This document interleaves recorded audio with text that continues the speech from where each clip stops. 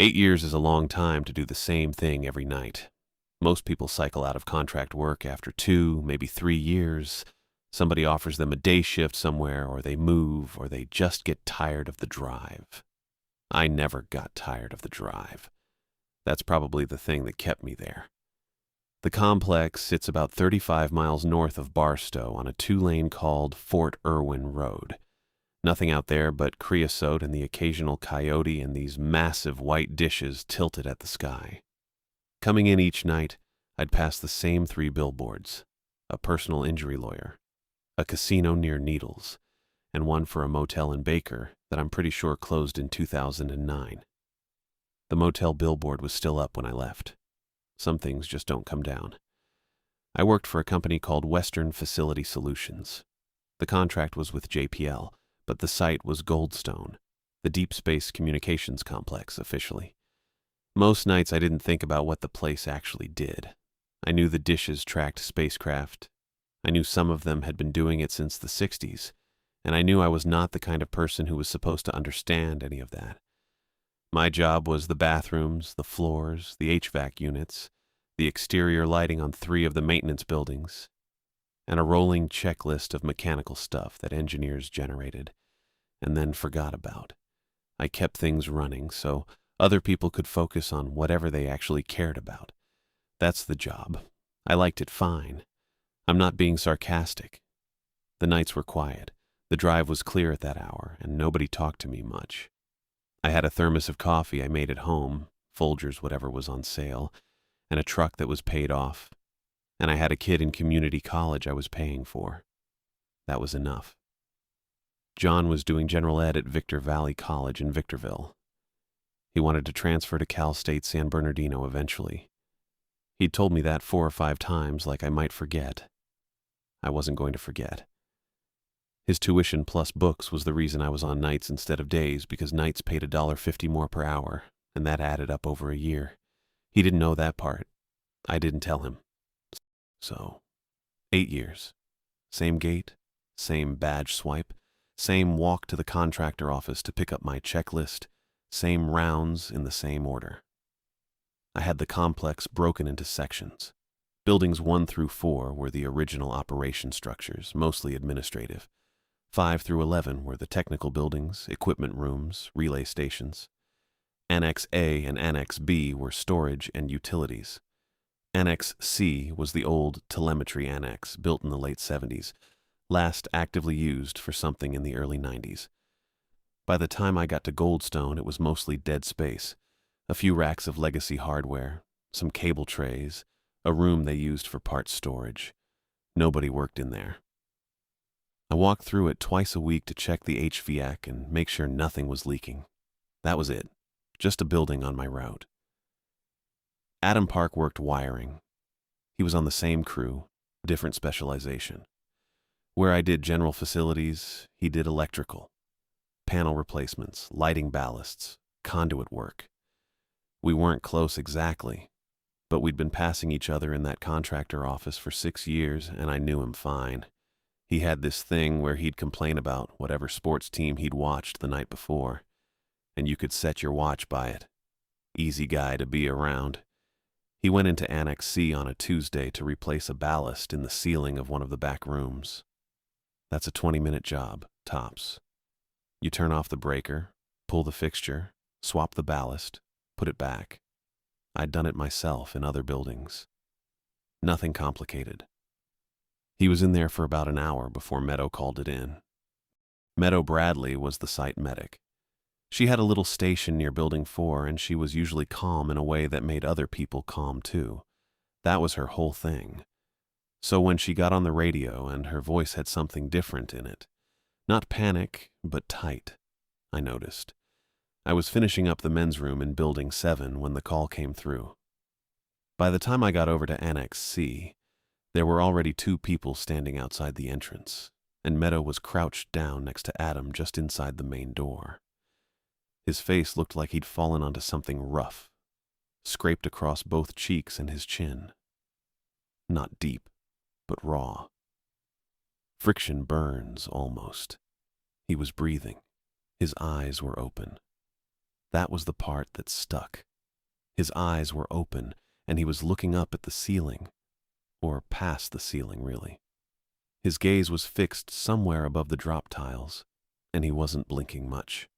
Meadow was talking to him in that clipped way she had, asking his name, asking him to squeeze her hand. He wasn't doing either. I asked her what happened, and she said she didn't know. She'd found him like that. She already had her radio out. The ambulance from Barstow came in about 40 minutes, which felt long but was probably normal for that part of the desert. They loaded him up. His eyes never stopped moving along whatever he was tracking up there. That was the last time I saw Adam standing. I heard later he was sedated at the hospital. I heard his wife came out from Hesperia. I heard a lot of things secondhand in that contractor office over the next couple days, and most of it didn't add up to an explanation. People said he'd probably had a medical episode. Seizure, maybe. Nobody mentioned what his face looked like. I went back to my rote. I kept cleaning. That was the week. Monica Wilson caught me before my shift on Thursday. She was standing outside the contractor office with her clipboard and a sealed envelope, which was unusual. Monica usually handed things off through the logbook or just sent an email. She wasn't the type to wait in a parking lot. She's my direct supervisor, has been for 3 years. She's organized in a way that feels almost aggressive. Every shift sheet in order, every maintenance request logged within the hour, every problem handled before it could turn into a problem. I'd always figured she was just that kind of person, good at the job. She handed me the envelope and said Adam's route was mine until further notice. Standard stuff. Happened before when someone was out. Then she said the envelope had instructions for Annex C, room 19, and that I needed to follow them exactly. I asked what kind of instructions. She said, just follow them. I asked if there was something going on with the building. She said she couldn't get into it, and I should read the envelope before my shift started. I asked if it was related to what happened to Adam. She looked at me then, held it for a second. Then she said, "Read the envelope, Derek," and walked back inside. That was the whole conversation. I sat in my truck for a few minutes before I opened it. I don't know why. It was just a sealed envelope. But something about the way Monica had handed it to me made me want to think for a second before I did anything. She'd held on to it an extra moment when I reached for it, like she almost didn't want to let go. The envelope had my name on it in black marker. Derek Green. Just that. Nothing else. Inside was a laminated card, which was its own thing. Who laminates something they're handing to someone once? And the card had 5 rules printed on it in a plain font. No header, no explanation of what they were for, or what building they applied to, or who'd written them. Just a numbered list. 1. Do not enter room 19 between 2:10 and 2:25 in the morning. 2. Do not unplug any speaker that turns on by itself. 3. Do not transmit on any device inside Annex C. 4. Do not look at the analog clock above the north door if it shows 2:16. 5. If you count more than 34 status lights in room 19, lock the exterior door and leave. I read them twice. Then I set the card on my passenger seat and looked out at the gate and the road and the dark desert past it. 5 rules. For a building full of old hardware and parts boxes. No speaker in that building had ever turned on while I was in there. I'd never seen an analog clock in there. I'd never counted status lights. I hadn't known there were status lights. I picked the card up and read them one more time. The laminate was smooth, and the edges were rounded, like someone had taken it to an office supply place and done it right. This wasn't something put together in a hurry. Somebody had thought about this. The coffee in my thermos was already getting cold. I put the card in my breast pocket, clipped my badge to my polo, and got out of the truck. Night 1, I checked the route twice. I wanted to know the building before anything else. That's just how I work. 8 years doing facilities, you learn that the first night in a new space is the only chance you get to actually look at things before they turn into background noise. After that, your eyes stop registering. Annex C had a specific shape to it. Long main hallway running east to west. Service rooms on the north side. Equipment rooms on the south. The bathrooms were near the west entrance. 2 single-occupancy units that looked like they'd been installed sometime in the 80s and hadn't been updated since. The mirror in the second one had a brown water spot in the upper right corner. The soap dispenser was one of those old push-down models with a pink soap reservoir you could see through the side. Empty. I refilled it from the jug on my cart. The air handler for the whole building was in a mechanical room about halfway down the hall. I checked the filters. Older but not due for swap yet. The belt looked okay. The unit ran quiet. I wrote okay on my sheet and moved on. Room 19 was at the east end. Door was unlocked. I pushed it open and stood in the frame. The room was bigger than I expected, 30 feet by 20, maybe a little longer. Metal rack equipment along 3 walls. The tall kind, floor to ceiling, bolted to the concrete. Old. Older than anything in the main buildings. All toggle switches and analog gauges and those status lights that run in vertical rows on the face of each rack. Some of the racks were still powered. The lights blinked slow and irregular. Green mostly, 1 amber, a few dark. I counted them without really planning to. 26. I wrote that down. There was a clock above the north door. Big, white-faced analog. Read second hand. I looked at it before I remembered Rule 4, then looked away. 1:42. I kept my eyes on the equipment after that. Nothing happened. I pulled the door shut and finished the route. Night 2 was faster. I already knew which doors stuck. The mechanical room had a tight fit. You had to lift the handle slightly while you pushed. And I already knew which sections of hallway were dim enough to need the flashlight. I'd left a roll of blue painter's tape in my cart and put a small X on the wall at the start of each dim section. Monica probably would have told me to stop marking the walls, but nobody was watching me at 2 in the morning. Status lights in room 19, 27. I wrote it down. Third night, 28. The amber light had moved, or a different one had gone amber. I wasn't sure which. The mechanical room belt had developed a faint squeak, so I took 5 minutes to spray it and wrote it up on the maintenance log when I got back to the contractor office. No speakers turned on. No weirdness. Just a building full of old equipment running on low, making the small sounds old equipment makes. I started thinking the rules were historical. Something that had happened once, been addressed, and now the card was just there, out of habit. Places accumulate rules. Half the time nobody remembers why. That was wrong. The 4th night I got to Annex C at 1:50. I'd rushed the admin building because the HVAC unit there had been rattling and I wanted to track it down. Found it, a loose screw on the cover panel which had probably been rattling for weeks before anyone called it in. Made up the time on the next 2 buildings. So I was at Annex C early, which meant I was going to be in the hallway during the window. I did the bathrooms, the mechanical room. Belt was quiet after the spray, which was satisfying. I walked down the hallway toward room 19 and checked my watch at the mechanical room door.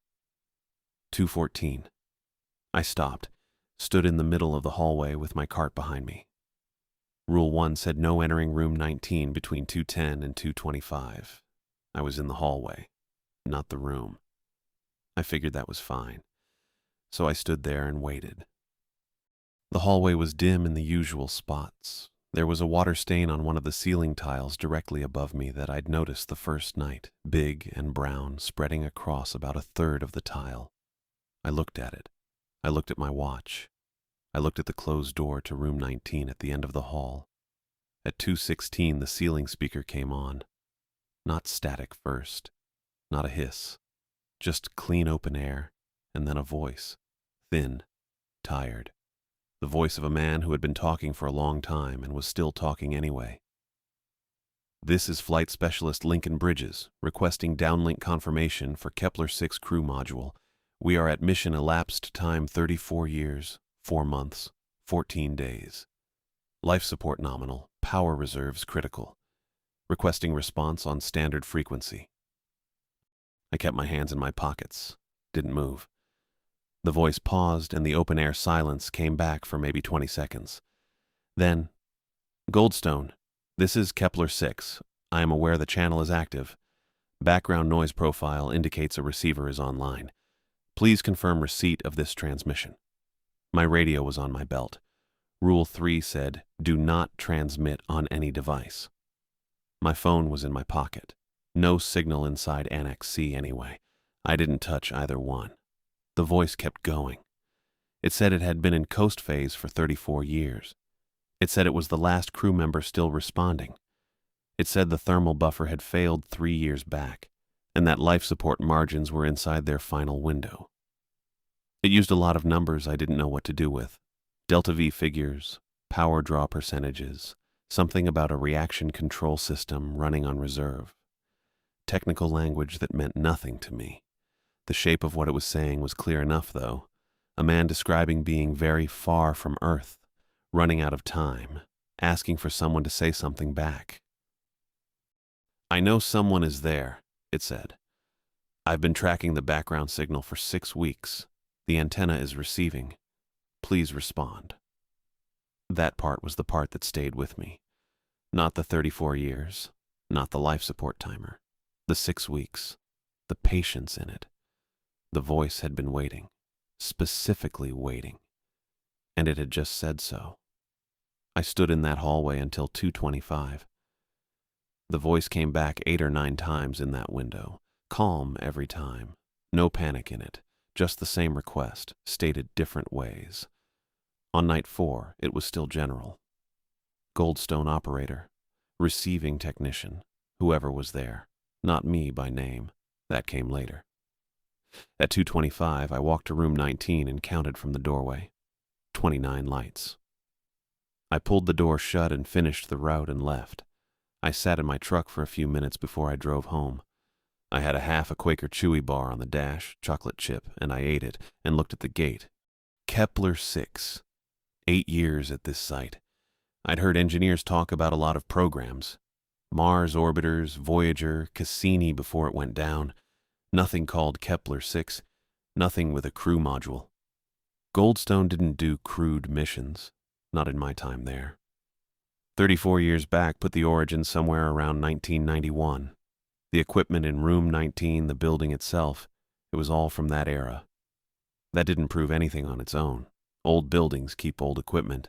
That's just deferred replacement. I drove home and went to bed. Didn't sleep great. Saturday I drove into Barstow.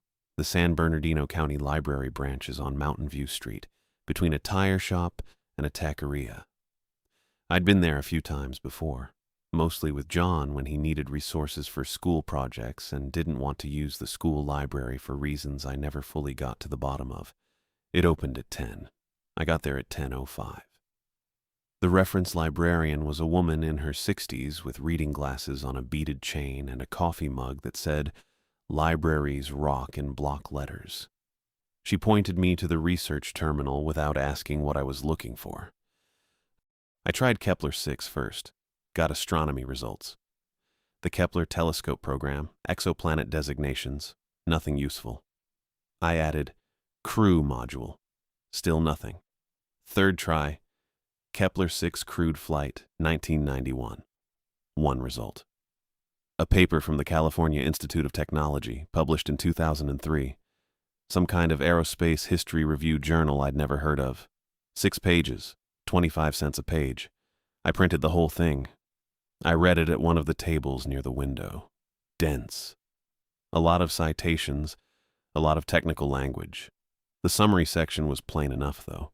In 1991, a private aerospace group had proposed a crewed deep space test flight under the designation Kepler 6, long-duration coast trajectory, designed to test life support systems at distances beyond lunar orbit. The proposal was submitted for FAA and DoD review and was rejected. Regulatory issues, the paper said. Funding collapse. Project listed as terminated in early 1992. A historical footnote. An interesting proposal that went nowhere. On page 3, in a section about the engineering team, I found a name. Lincoln Bridges. Flight Systems Engineer. Private Research Group Mojave. Primary designer of the crew module life support integration. Page 4 had a photograph. Small, black and white. The quality you get from scanning old print material. Grainy, but clear enough. A man in flight test coveralls. Dark hair parted neatly to one side. Sharp eyes, a badge clipped to his chest, too small to read. An angular face. Couldn't have been more than 30. The caption said Lincoln Bridges, 1991. There was a footnote below the paragraph. I flipped to the back page. Lincoln Bridges died in a hangar fire at Mojave Air and Spaceport in August of 1993. He was 31 years old. I sat there for a while. The library was quiet. Someone 2 tables over was reading a paperback. The kids section had some noise. A reading program, probably. Saturday morning stuff. I looked at the photograph again. I folded the pages along the crease and put them in my back pocket and walked out to the parking lot. The taqueria was already open. Carnitas smell coming across the lot. I got in my truck and sat there. Didn't start it right away. I drove home eventually, made eggs I didn't really taste, and slept until 4 in the afternoon, which is when my alarm goes off on work days. Got up, showered, clipped my badge to my chest, and drove out to Goldstone on the 15 North, then the 247 through the Mojave. Same route I'd done for 8 years.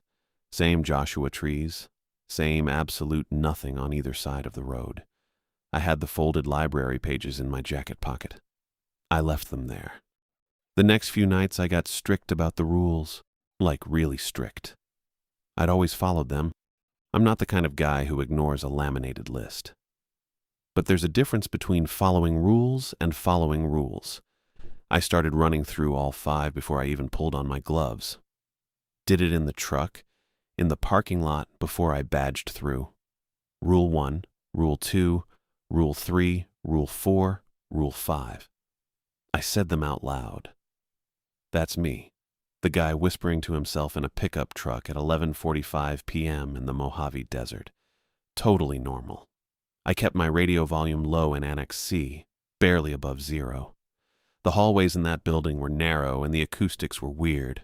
Concrete block walls, drop ceilings, old HVAC that clicked and settled constantly, so I could still hear dispatch if they needed me. Mostly nobody needed me in Annex C. That was kind of the point of Adam's route. You went in, you did the mechanical check, you came out. 40 minutes max. The building was basically empty. There were maybe 3 or 4 rooms that had any active equipment at all, and room 19 was one of them. The first time the voice came through my radio, I thought it was bleed from another channel. That happens sometimes on site. The frequencies aren't perfectly separated. You get crosstalk. I was in the hallway outside the storage closet on the east end checking a junction box, and my radio clicked. Static, then a word. Just one. Hello? I turned the volume all the way down. Finished the junction box. Kept going. The second time I was near the service door on the north side of Annex C, the one that opens to a little concrete pad between buildings. I'd propped it open with my cart to run a mop line through. The speaker above the door, the one in the hallway mounted up near the ceiling, turned on with a soft click. No music, no dispatch, just open air. Then a voice, thin and tired, said my name. Derek. That part bugged me a little. I didn't answer. I pulled the cart through and let the service door swing shut. I finished the hallway and moved on to the next section of my route, but I thought about it for the rest of the night, not in a spiral, just in the background. The way you think about something you can't quite explain. My name. Not hey or hello. My name. The rules didn't say anything about that. By the 5th night back, it was getting more specific. I was doing the mechanical check in room 19. Quick sweep, check the panel, count the lights, get out. And the speaker in the corner, the small one mounted near the door, turned on mid-count. The voice said it had been a long coast, said the air recyclers were running low, said it could hear me breathing. I kept counting. 31, 32, 33. The lights were orange-green, the same as always, small and dense across the panel. 34. I wrote it on my log sheet, locked the door behind me, and walked out. I didn't sleep well that week. Not scared exactly. More like I had a thing in the back of my head that wouldn't settle. The kind of tired that's not really about sleep. The night I hit Rule 5 was a Thursday. I remember because I'd gotten a text from John about registration fees and I'd been doing the math in my head most of the shift. Annex C was near the end of my route.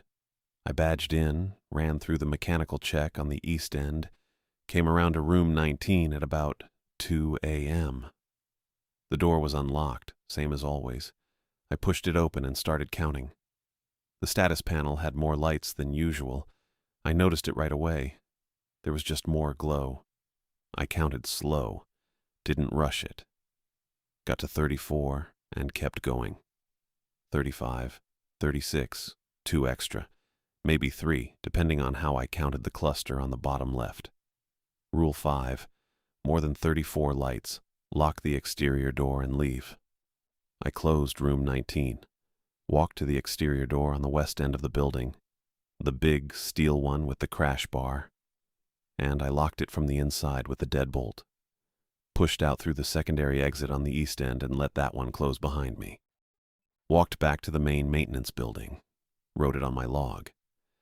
Annex C exterior locked per protocol. Went back to the rest of my route. That was it. Didn't think about it too hard. Rule said lock it, I locked it. Monica called me into her office 2 days later. She had her clipboard, which she always had, and she was sitting very straight in her chair. The office was small, just a desk, 2 chairs, a whiteboard with route assignments on it, and a window that looked out at the parking lot. I sat down. She looked at her clipboard for a second, and then at me. Security flagged Annex C, she said. The exterior door was locked from the inside. Yeah, I said. I did that. She waited. Rule 5, I said. I counted more than 34 lights in room 19. The rule says lock the exterior door and leave, so I locked it. Monica went still. Not the regular kind of still where someone is thinking. The other kind. The kind where a person is working very hard not to show something. You counted more than 34, she said. 36, I think. Maybe 37. She put the clipboard face down on the desk. I'd never seen her do that before. You weren't supposed to reach Rule 5, she said. She said it flat, no inflection, like she was reading from something. I looked at her. What does that mean? She took a second. The rules aren't just safety steps. Each one corresponds to a level, a stage. She stopped. Rule 1 is baseline containment. Rule 2 is first escalation. Rule 3, second. Rule 4, third. She paused again. Rule 5 means the situation inside that building has moved past everything the previous 4 rules were managing. I sat with that for a second. When Adam went in, I said, Where was it? She looked at the window. Rule 2. So it had gone from Rule 2 to Rule 5 in the time since Adam, in the time I'd been running the route, and she had handed me that laminated list knowing exactly what each rule measured, knowing that if I got to 5, it meant the building had moved 3 stages past, where it was when the last guy ended up on a stretcher. I didn't say that out loud. I just thought it. What happens past Rule 5? I said. She didn't answer that. She picked up her clipboard again, looked at the route sheet like she was checking something. Her jaw was tight. I could see it from where I was sitting. I need to make some calls, she said. Stay available. I stood up. She didn't look at me when I walked out. I went to the break room and got a cup of coffee from the machine, stood at the counter and drank it. The coffee was terrible, same as always, burnt and thin.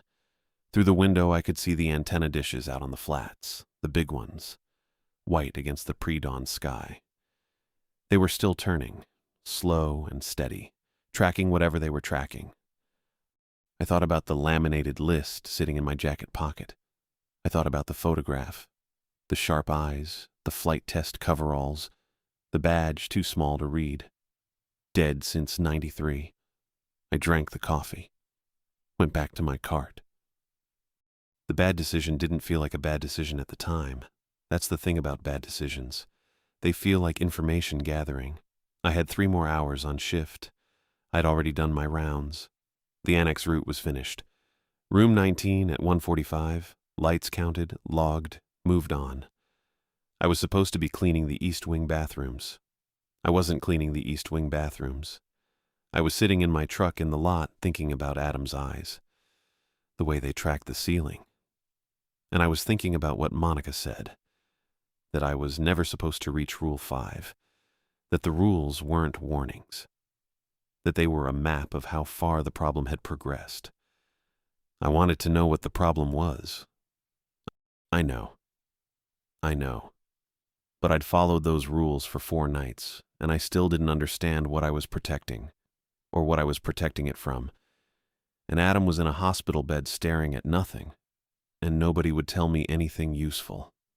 I figured if I went in during the window, just went in, stayed near the door, kept my hands in my pockets and my mouth shut, I'd see what Adam saw, and then I'd know. That was my logic. It's not great logic. I checked my watch. 2:11. 5 minutes before the window opened, I got out of my truck. The hallway in Annex C felt different at that hour. The air pressure was wrong, like when a building has bad HVAC and one corridor runs warmer than it should.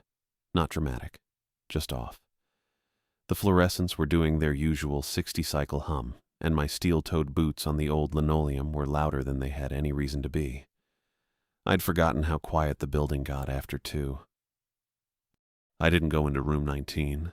I stood in the hallway outside it, close to the door. I could see the status panel through the small wired glass window. The lights were in normal range. I counted from the angle I had. 31, maybe. Hard to tell exactly. I kept my hands in my jacket pockets, kept my mouth closed, breathed through my nose. 2:16 came. The ceiling speaker crackled, not loud. Just the same thin static, that dry pop like a bad solder joint warming up. Then the voice. "Your boots," it said. I didn't move. Black steel-toed, scuffed on the right toe cap. I can see you standing there. I looked up at the speaker. Old intercom unit. Surface-mounted, beige plastic going yellow at the edges. Looked like it had been there since the '80s. I looked back at the floor. "You're breathing shallow," the voice said. Lincoln Bridges, tired and calm and patient, same as every other night. "You're trying not to make noise. That's smart. But I can hear your heartbeat through the antenna array. You've been on site long enough that I know your rate." That part bugged me. Not because it was impossible. I figured it was probably not literally true, but because it was specific enough that I couldn't dismiss it the way I wanted to. I stood there and made myself not react. "You want to know about your colleague?" the voice said. I kept my mouth shut. "The one they took out on a stretcher. You've been trying to understand it since you took his route." A pause. The static shifted, like a carrier wave adjusting frequency. He answered. That's all. He was in this hallway, and I asked him to confirm receipt of my transmission, and he said yes. He keyed his handset and said yes. Another pause. One word. I was looking at the status panel through the window. The lights were climbing. He can't stop looking up because he answered, because he opened a channel. There's a protocol. When a crew module establishes contact, it has to be maintained. He opened the line and I'm maintaining it. That's not cruelty. That's procedure. 34 lights. I counted them again. 34. Then 35.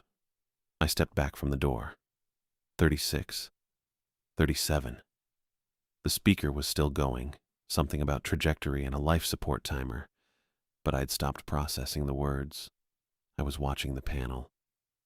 38 lights, all of them burning steady, and then the whole panel brightened, voltage bumping up, all 38 going from amber to something closer to white.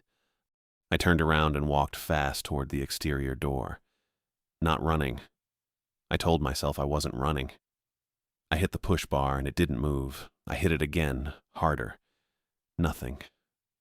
The bar pushed down fine, but the latch didn't release. I could feel the mechanism clunking inside the door, something catching, not turning over. I shoved my shoulder into it. The door was solid, old steel frame, and it wasn't moving. Behind me, the speaker was still going. I dug into my jacket pocket for my key ring. I had about 12 keys on it, which is too many, and my hands were not completely steady. The exterior key for Annex C was brass, older than everything else on the ring. The kind of key that looks like it came from a hardware store and got cut from a blank that was already worn. I got it into the lock and turned it, and the cylinder moved maybe a quarter turn and stopped. Caught on something. I turned it back, tried again. Same thing. The speaker said my name, not Derek, my full name. I don't know how it had that. I didn't think about it then. I just turned the key again, harder, felt the brass flex, and then something in the cylinder gave way with a grinding pop, and the door swung open into cold desert air, and I was outside. I stood there for a second, just breathing. The flats were dark. The dishes were out there, the big ones turning slow. No wind. Smell of dust and creosote and something faintly electrical from the building behind me. I shoved the key back into the exterior lock out of habit, and it went in, crooked and stuck. The mechanism was shot. The key was bent. I could feel it. I left it in the lock and walked to the main control building. Monica was already in the contractor office when I got there, which meant she'd been waiting, which meant she knew the window had been active. She was standing against the far wall with her clipboard, and she looked at me the way you look at someone who just confirmed something you already suspected. There was a man I didn't recognize sitting at the table. Big guy. Close-cropped gray hair, navy polo tucked into tactical pants, a sidearm holster on his hip, and a government ID on a lanyard. He had the kind of face that's been outside in difficult weather for a long time and stopped caring about it. He didn't stand up when I came in. "Sit down," he said. I sat down. Martin McCormick, NASA Security. He said it the way people say things they've said 10,000 times. "You went into Annex C during the restricted window." "I did," I said. He looked at Monica. She looked at her clipboard. McCormick put a binder on the table. Black cover, 3 inches thick. Red diagonal stripe across the front. The label read, Echo Fence, Annex C containment in block letters with a classification marking above it that I didn't recognize. He opened it to a tabbed section near the front and turned it to face me. "Read the summary page," he said. I read it. Took me a few minutes. The language was technical in places, the kind of federal bureaucratic technical where they use 10 words where 2 would do, but the core of it was simple enough. In 1991, a team at Goldstone ran an experiment bouncing a deep space carrier signal off an uncharted object, identified only as Target 7, located somewhere past Mars. A ranging test, mostly. They wanted to see how the signal degraded over distance and whether the return was clean enough to carry data. The return signal was clean. It was also carrying something extra, a voice pattern, recorded and analyzed against every known NASA and contractor audio file from the period, matched at 91% confidence to a Lincoln Bridges, flight engineer, test program, voice samples collected during communications checks in 1990 and 91. Bridges had died in a hangar fire in Mojave in 93, 2 years after the experiment, 2 years after the signal left. "The math on that doesn't work," I said. "No," McCormick said. "It doesn't." He let that sit there. I kept reading. NASA had built Annex C as a sink, A dedicated receive point to pull the signal off the main networks and keep it isolated. The antenna array in the building was rigged to capture the carrier wave and route it into a closed loop, so it wasn't contaminating dish operations or bleeding into anything connected. They'd needed someone inside the building during the active window to monitor containment and follow a specific response protocol. Someone with facility access who could move through the building without attracting attention. Custodians, maintenance contractors, nobody watches the guy cleaning the floors. You trained maintenance workers for this, I said. We provided a protocol, McCormick said. Your predecessor followed it for 6 years without incident. My predecessor isn't Adam, I said. Adam had the route for 8 months. McCormick nodded like that was a data point and not a problem. Your colleague, Mr. Park, transmitted on his handset during the active window on his 4th night on the route. One word, confirmation of receipt. He closed the binder. The signal treats a response as contact established. Once contact is established, it maintains the link. He looked at me directly for the first time. The voice isn't looking for conversation. It's looking for someone to answer. That's the entire mechanism. Someone answers, the containment degrades. The signal starts finding other pathways. Adam answered, and now it's getting out, I said. Containment is failing, he said. Yes. Monica still hadn't said anything. She was against the wall, clipboard pressed to her chest, jaw doing the tight thing I'd been seeing for days.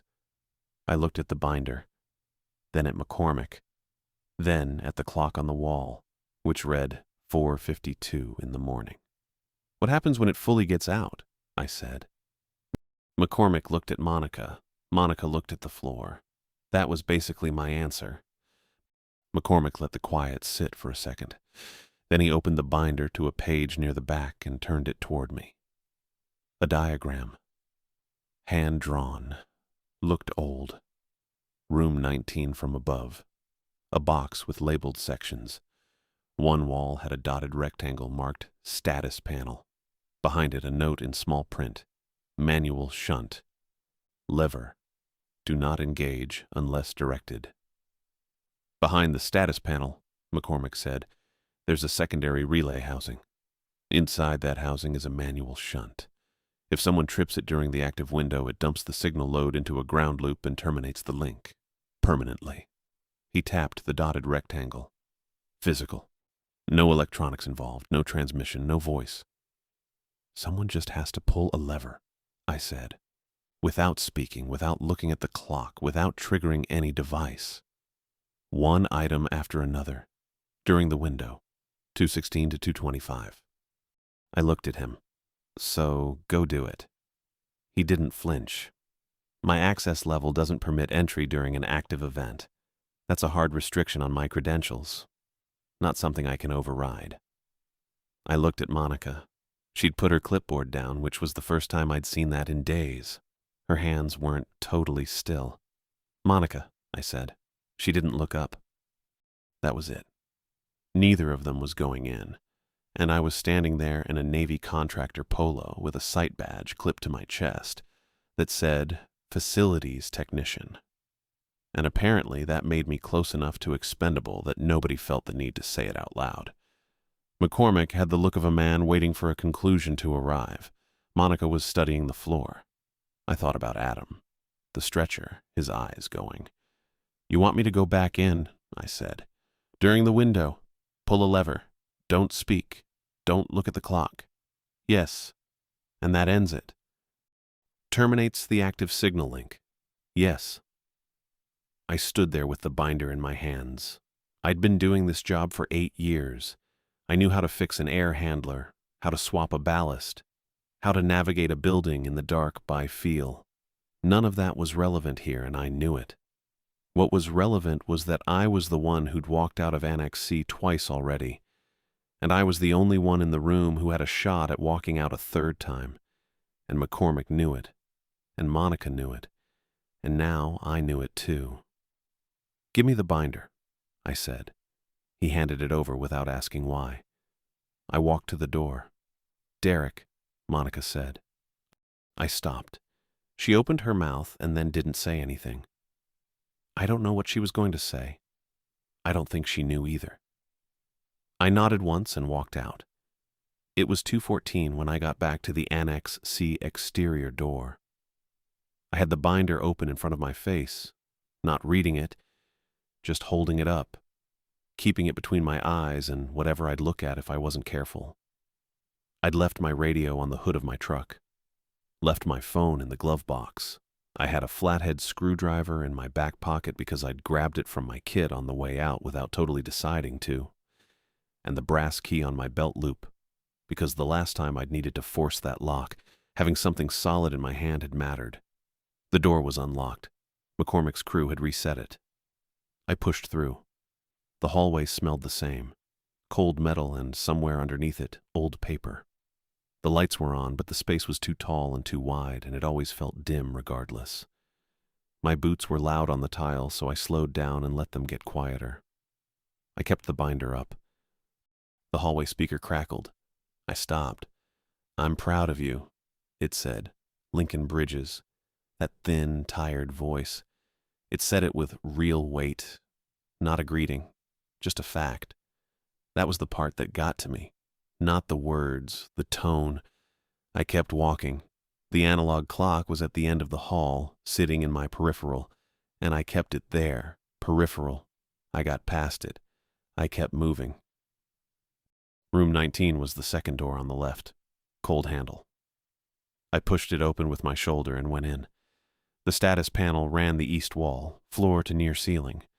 Rows and columns of indicator lights, green and amber. I swept the bottom third with my eyes and counted slow. 38. 4 over the threshold.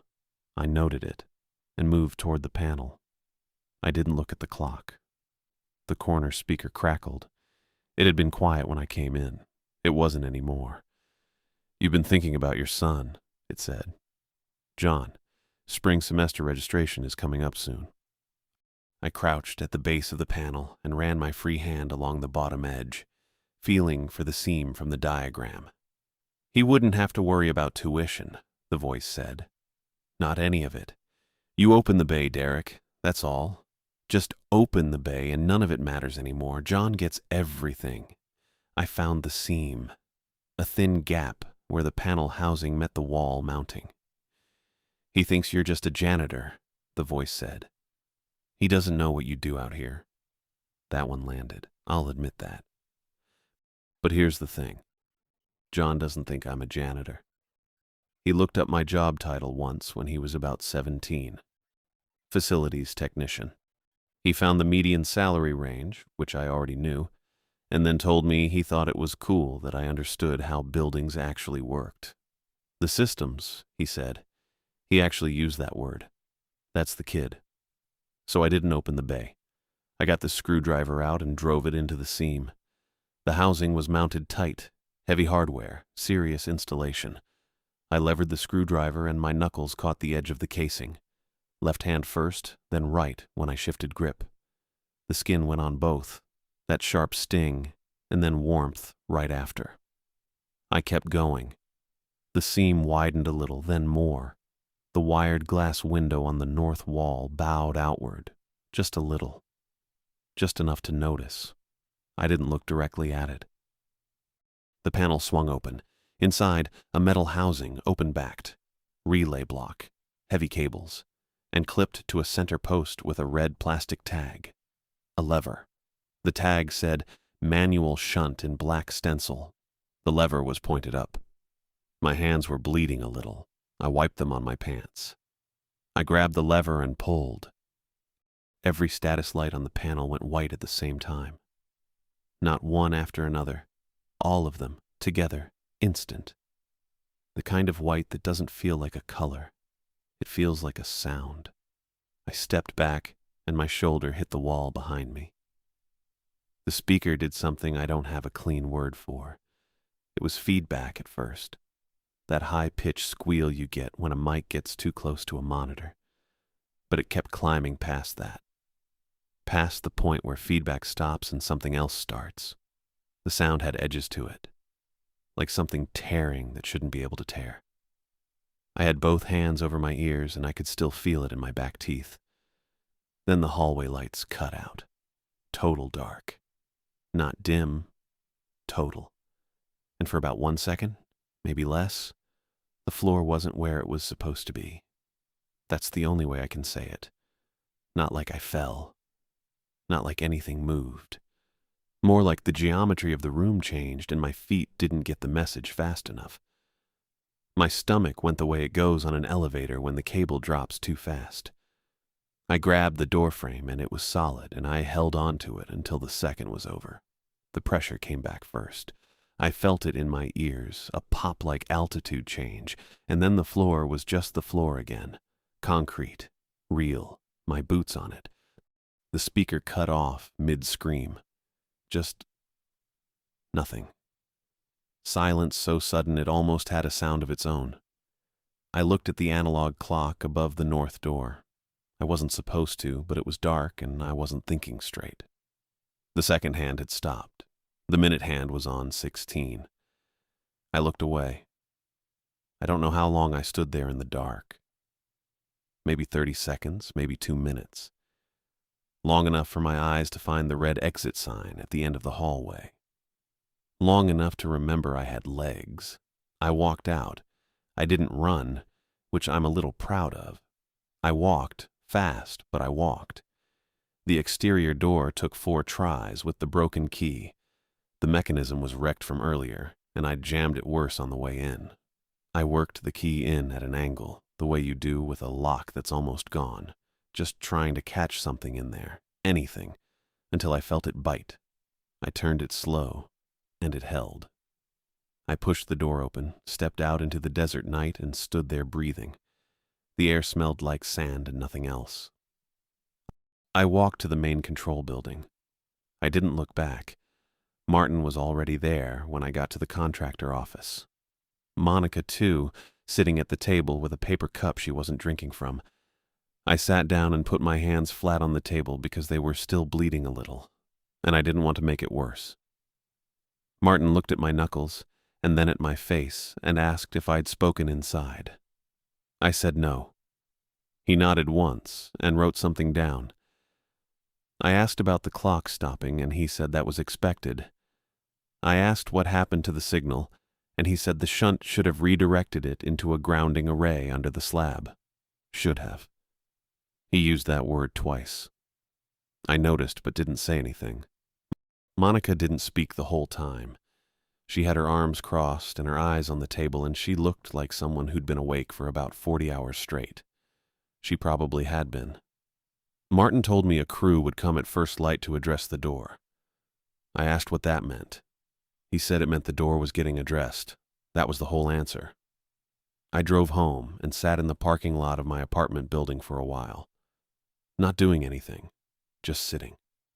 I had a half-eaten bag of trail mix in the cup holder from 2 days ago, and I ate some of it. Then I went inside and slept for 9 hours, which was a record for me. At dawn, Martin had 4 guys out there with a welder. I heard about it secondhand from a guy on the electrical crew who saw it from across the lot. They welded the exterior door frame, not the lock, the whole frame, tack welds around the edges.